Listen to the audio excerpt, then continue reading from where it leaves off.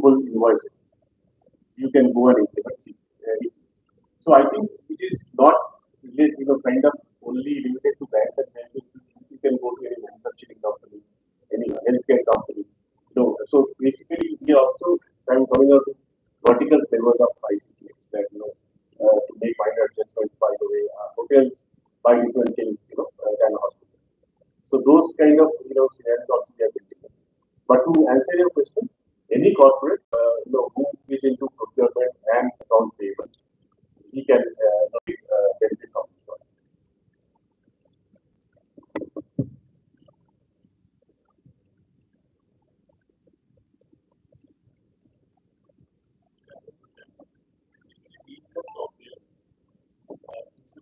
Too complicated, but the layman terms, so far as I've understood, it needs to be integrated with ChatGPT. Is it the case or something different?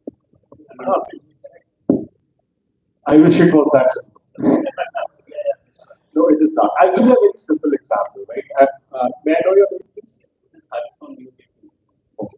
So think about it. You use a lot of printers, printer paper in your office, right? And how do you procure that? You go to a central organization, you say, Bhaiya, I need a printer, a rim of printer paper, and that's how you work, right? Isn't it? And sometimes when corporates actually do keep a lot of inventory to make sure that when a printer paper is required, Mohammed Harris does not have to wait. Is that correct? Now, what is happening is that this kind of platform is also giving the power to you to buy the printer paper when you want it, right? And that's a big difference. So this is Tally and ChatGPT and this conversational commerce. I'll give you small examples of it. You have a certain specific requirement of buying something which is required for you, practically your purposes, right? And this is what is called as conversational commerce. And that is where the reason I'm picking up this example is because I just want to give you a differentiation between ChatGPT and this. Now, this is something very specifically required for you. You only know what is required because you are the end user. Typically, what happens, you give certain specifications to your procurement department, they will go to the vendor will say blah, blah, blah, blah, blah, and ultimately you want to buy something gets stuck, and then you are frustrated, you say, no, guys, I don't want this, I want this, which is different. In this case, what is happening through conversational commerce, you are really specifying, and that's called purposeful buying. You're specifying, no, this is not what I want, this is what I want, this is not what I want, and at the end of it, when you as an end user are satisfied with the product that you want, that's when you say, oh, this is what is good for me, and I'll go ahead. It's like, think about it like an Amazon or a Flipkart, right? But in the corporate landscape. And yes, if you're a big organization, you want to float a big tender, you want to spend a lot of money, the platform has it. Did I answer your question? Yes.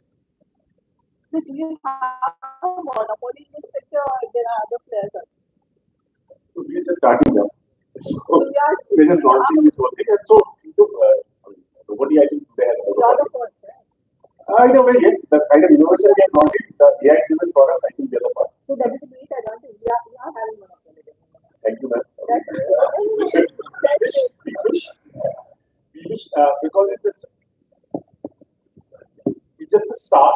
We wish, yes, you may, in some ways you can say, but definitely we may have the first to movers advantage. Monopoly will be when we make sure that the 100% market is with us. That takes some time. One of the things when I was getting involved with Devanjan and Vikas on this product was that every corporate in this country procures. Okay, right from pins and papers to whatever it is. So what Devanjan talked about, the use of artificial intelligence, AI, which we in our organization and out to the market we call Purple Fabric, has created a set of expert agents. They're almost like humanoids. They're doing stuff for you which is increasing efficiency at a much, much higher level. And in the analysis that Devanjan talked about, in finding out the market gaps, there are procurement systems, but there are inefficiencies or challenges in current procurement systems, which we are addressing through the use of artificial intelligence AI. So I think that's a very big differentiator, and I think that's the most important thing which I mean, God willing, will help us get a monopoly in the market. But I think that's very very interesting. Yeah, but you have a great advantage of being ahead to this. Absolutely, we have a great product. So, therefore, obviously, it should translate into being a great advantage because it also means corporates understanding what we bring to the table. I think that's a very important part. And then they realize what the value that we bring to the table, the value proposition that Devanjan talked about in his presentation. That's what we are communicating to our prospects, etc. And that's how we want to build this entire thing. Hi, I'm Srishti from Money Control. I just wanted to know any estimates on, how much will CPX and APX contribute to your top line going ahead? Okay, as I said, ma'am, we are not date. Okay. That's what I So, said, and estimate. as she's saying, I think sky is the limit for us. But to be kind of objective and create a business plan, right? So we have created a plan of around 30 to 35 billion dollars in the medium segments. So that's the kind of plan. It's very for ourselves to start. And again, depending on the market reaction and the way the product will get adopted, we kind of because we started the blue sky. We have no kind of response to start the numbering, but we feel that with all the good wishes of you, I am sure even if we don't get into the monopolistic state, we should be a strong player in the market.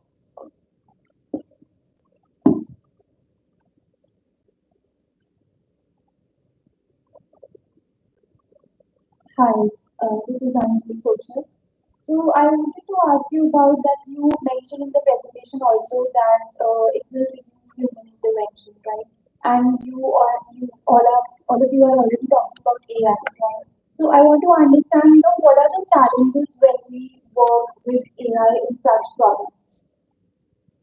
I think the challenge is to when you create an expert agent, right? So basically, the challenge is in any AI is basically what kind of questions you have and what we expect in the return, right?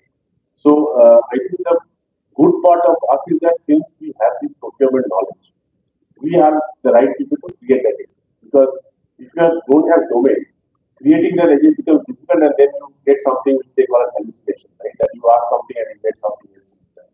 So I think a mix of AI, also with the domain knowledge, remains very important for from creating those expert agents.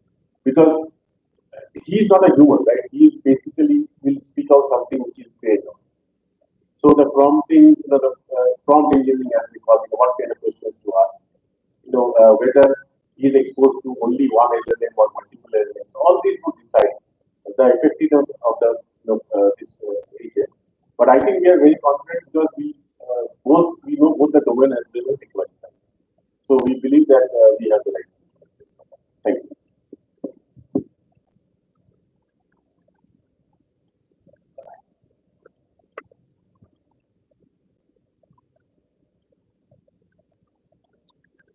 Good afternoon. I'm Mehul Dani from FinTech Business. What is the uh, size of the market in the segment that you are dealing in, and what would be the market share after this launch of the services in next 1 year or so? So I think sir, you came a little late to us. So we showed down the numbers here. So the current estimate is that the market will grow to about $20 billion by 2030, both combined CPX and FX. Now, also as we just said, we have launched. So we are launching in India to start with. As we go forward, we launch in Middle East, Africa, and ASEAN for after India, and then getting experience from these markets, we probably go to the developed market. So we, at this point of time, it's very difficult to talk about market share of the global piece, but we are at least very confident that we will be able to make a change the way people procure and do financial transactions.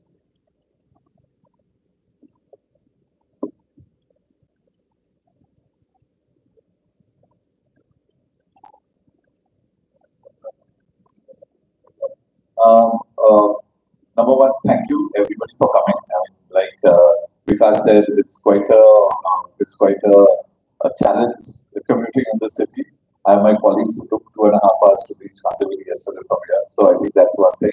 What Vikas touched upon, I think it is, I mean, this is the invitation for you. We have a design center in Chennai. We have a smaller one in Mumbai, but we have a design center, 30,000 square feet. It's the only design center of a product company in the world. No other product company, Indian or international, has a design thinking center that we do in Chennai. So this is an open invitation. Reach out to any of us, my colleagues, Aman, etc., and then we could definitely organize a visit. We've got clients from across the world in the banking sphere who have come in and visited the design center, and it is always an eye-opening experience. So that's an open invitation for all of you. So it would be wonderful if you could come for that. And thank you once again for coming. There's lunch that has been served. We would love to interact with you while the lunch is written, and we are keeping all of you as well.